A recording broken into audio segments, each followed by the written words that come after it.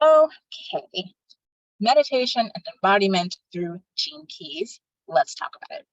So this is important because gene keys introduces the 3 different frequencies that we are able to pass through as we grow and develop our gifts, which are the shadow, the gift, and the city frequencies.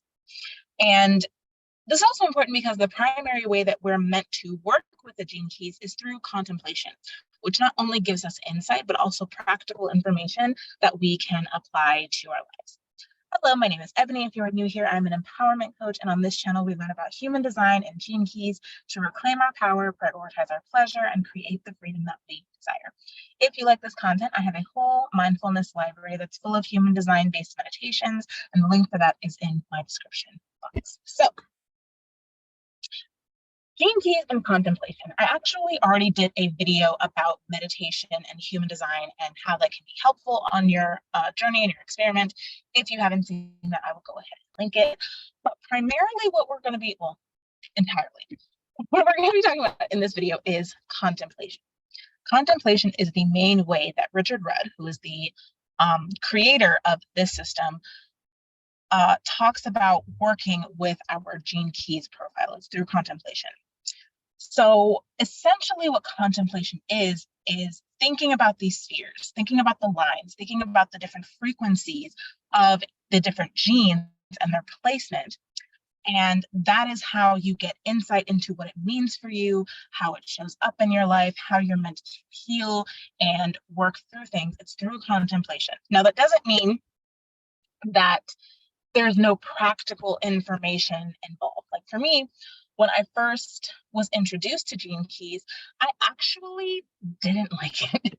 I didn't like it at all. And if you're on my email list, then you already know this, but I felt like contemplation, like that's not, I want the step-by-step, like tell me what to do, tell me how to fix the things, tell me how to, get rid of the conditioning. How do I be in alignment with my gene keys?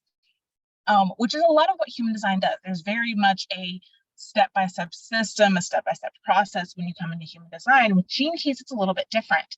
It's a lot more, I don't want to say personalized, but it's less of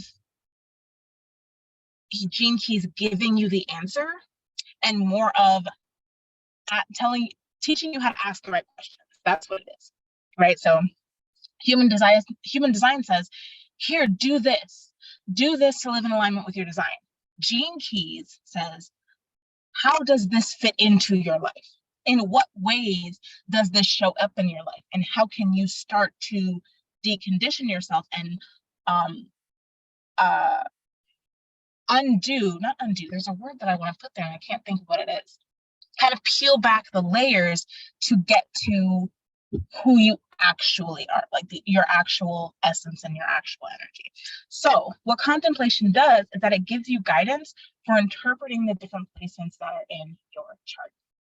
If you are new to gene keys, there are essentially 3 sequences. It is your genius sequence, which is like your life purpose, your 4 most prominent gifts, right? There is your Venus sequence, which is about opening your heart.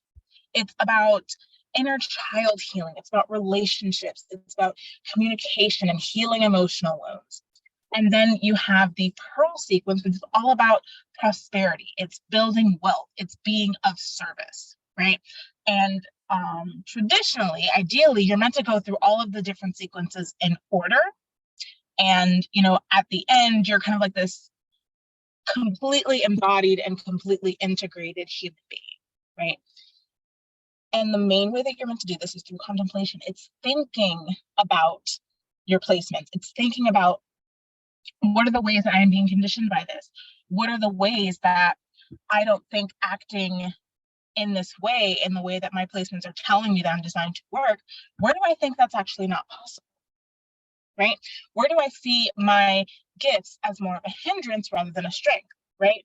So it's essentially asking yourself the question of, how does this present itself in my life, right? Where are the areas that I still need to work on? Where do I actually not believe that this is true for me, that this is not available to me, right? So the way that I like to do contemplation is I like to write it down, because I have found if I try and do this all in my head, I'm not going to get anywhere, right? I need to bring it out of my head. I need to make it tangible. I need to see it all in front of me. So that way, not only am I able to go a lot deeper, but I'm also able to take action, right? Because now I have, all of it laid in front of me. I can make my own steps. I can create my own guide, my own prescription for coming into alignment with this energy, right?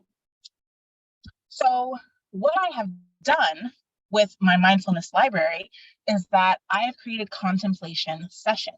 And it's essentially going to walk you through my contemplation process that you can apply to your own gene keys if that is something that you're currently working through. So if you are interested in deep diving into your gene keys, if you're interested in learning how I personally do my contemplation process, then I definitely recommend that you check out my mindfulness library. I will be adding new meditations to the library every single month, so that way there's always something new for you to utilize. And this collection is constantly going to be growing until I have meditations and sessions on every single aspect of human design and gene keys. So if you're interested, make sure you click the link in my description box below.